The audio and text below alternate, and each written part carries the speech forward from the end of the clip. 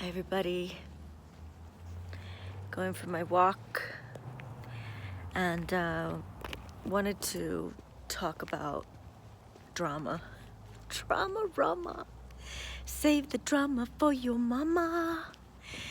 So one of the things that I've done in my life in order to stay creative and in order to stay productive is I refuse drama. Now, there's a lot of reasons why this is. One, most drama has to do with inaccurate information. It's just rumors, or somebody wants to get your attention, or they want to start a fight with you. There's a lot of interrogation, that kind of stuff. A lot of this kind of drama stuff, from what I have gleaned from reading and living life, is that a lot of it is actually geared to steal your power and steal your energy. And I am a pretty practical person, but I'm also a spiritual person, and sometimes a religious person if there's not too much dogma. And a lot of these philosophies, they talk about how people can steal your power and steal your energy through drama, right? So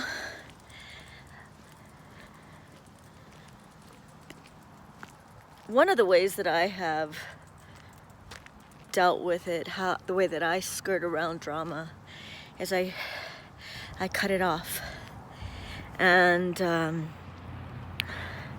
you have to do it in a way that is decent, right? Because if you cut it off, you can actually create more drama, because you don't want to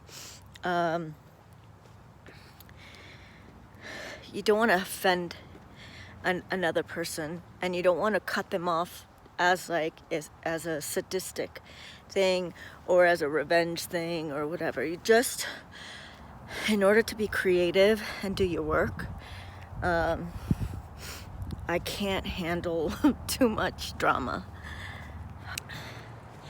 So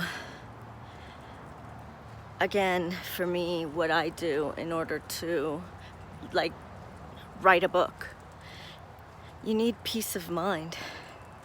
In order to do a painting, you need peace of mind. I mean, a painting takes a long time, and your mind needs to be focused, and you need to be on your game. So when people bring drama into my life, it's like they're trying to get you to think about them. And there's only so much energy that you have as a creative person. And so that's why they say, choose your battles and choose your friends wisely, and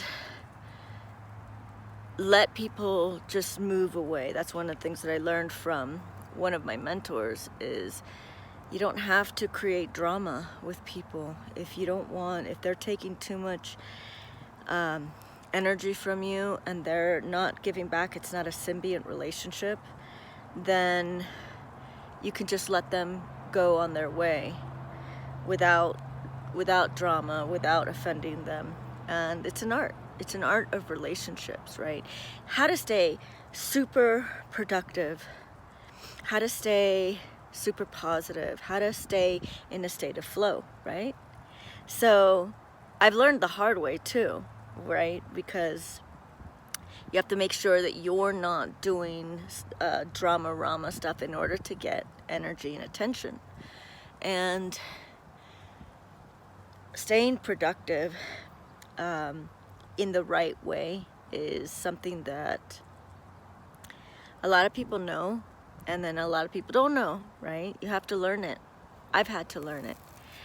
So another thing that I kind of went through in dealing with like people that were in my life, I just said, okay, there's different types of people. There's the people that are symbionts. They are symbiotic with you. Then there's the parasites, people that they just need you to live. And then there's the scavengers, and they'll just take whatever you give to them. So that's another kind of thing that one of my mentors talked about was double down on compatible, not competitive. And again, I'm a creative person. I don't have a lot of creative, competitive energy because I'm busy being creative. So I can't tolerate too much competitive energy. It bugs me because I know I have more important things to handle, to do. So I skirt around around competitive people. I don't want them in my life. And that means that you can attract, if you want to be a creative person, you attract compatible people. And again, I had to learn the hard way. And it's difficult to kind of understand. It's difficult to understand it at first, like who's compatible and who's competitive. Your brain will just go into like, what? Oh my gosh, I have to double down on the compatible. And eventually it just, once you hone in on what that means, you just realize that the compatible people don't steal your power. They don't put you down. They don't reduce you. They don't compete with you. And they lift you up. They raise you up. It's not in their best interest to put you down. So I'm kind of a feisty one. I don't like people to put me down. I don't. So that's when I'm a Leo. A cat, man, just like a cat. If a cat doesn't want to play, it'll scratch. So I don't like people putting me down, and I don't like people being overly competitive with me or reducing me. And I see that kind of bullying in schools and stuff. So when I go to schools, I tell kids about being creative and reading. And this is something that I've learned how to do in order to stay creative. And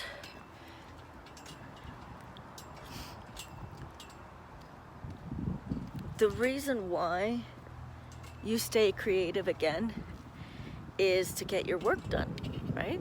It's just common sense. It's common sense. But what people don't understand is why they are being dramatic or why they're competing. And that's when it's like, pick and choose your battles, man. Because there's battles that you can fight that you'll never win, and you're losing your energy. So that's something that I've learned as well. And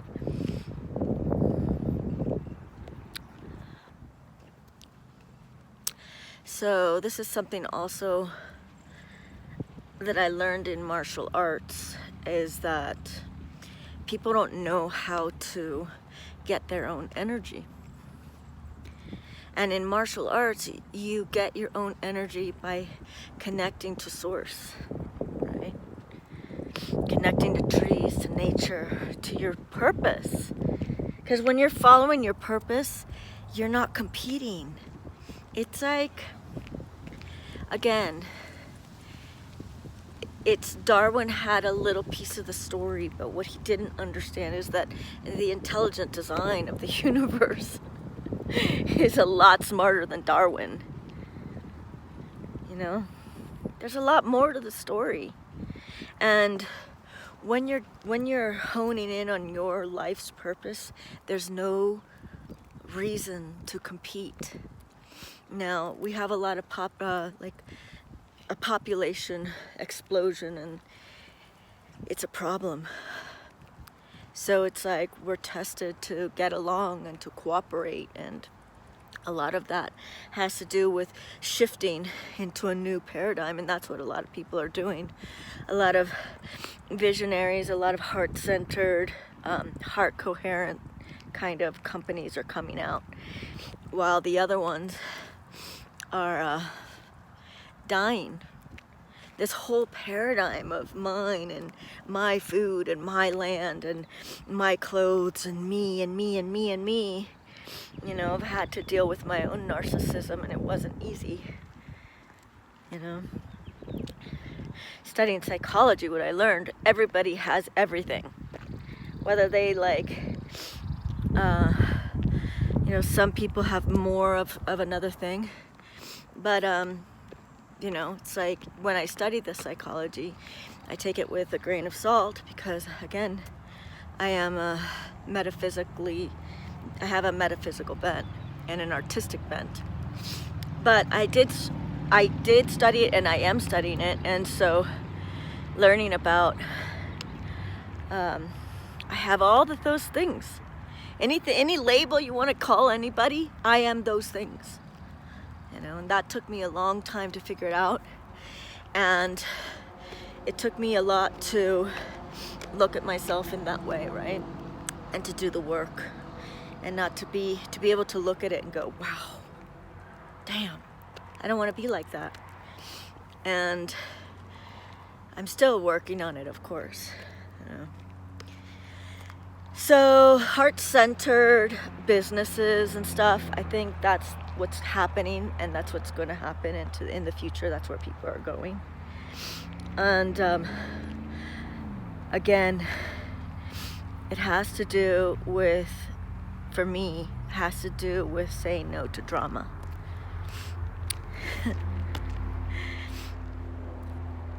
It's weird because people don't even believe in energy, but the old paradigm doesn't believe in energy, but the new paradigm that's coming, it's going to be the only thing, one of the only things.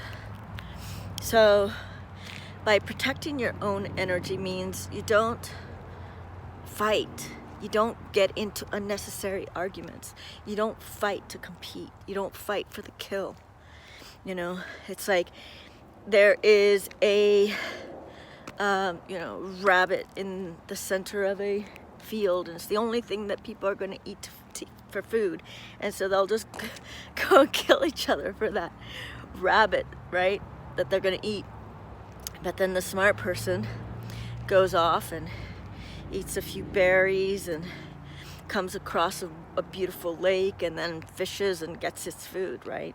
That while the rest of them have been fighting for a little rabbit, killing each other, man. That's the part of the rat race that's a lie. The rat race is a lie. Nature is abundant if we take care of nature, right? So I know a lot of people that are going to say, oh, she's out to lunch. It's not true. And competition from, you know, like reading Will Durant and stuff, okay, and a bunch of other guys, male dominated, by the way, male dominated, patriarchal kind of thinking, say that competition is inevitable, but I don't think so. We can't sustain and survive under that kind of conditioning. So cooperation it's key. We have to cooperate, and that means that when somebody brings war to your doorstep, like when they bring drama into your door, like you have to fight for something, go the other way, turn the other cheek. And what ends up happening is you get more than you ever thought you could. It's like fighting for scraps is living in a like paradigm of scarcity. And I've had to claw my way out of scarcity, you know, because it's dumb. It's like, oh, I'm so depressed, blah, blah, blah. And like, oh, for $200, you could literally get on a plane and go anywhere in the world. You know, so all of this self-limiting, scarcity kind of thinking, it's hard to get out of the gutter once you're in the gutter. For me, I've been in the gutter, and I just was stubborn. My own stubbornness made me stay there, you know. And then it's like, oh, poor me, that whole stuff. So the vlog is about drama and how to stay clear of it through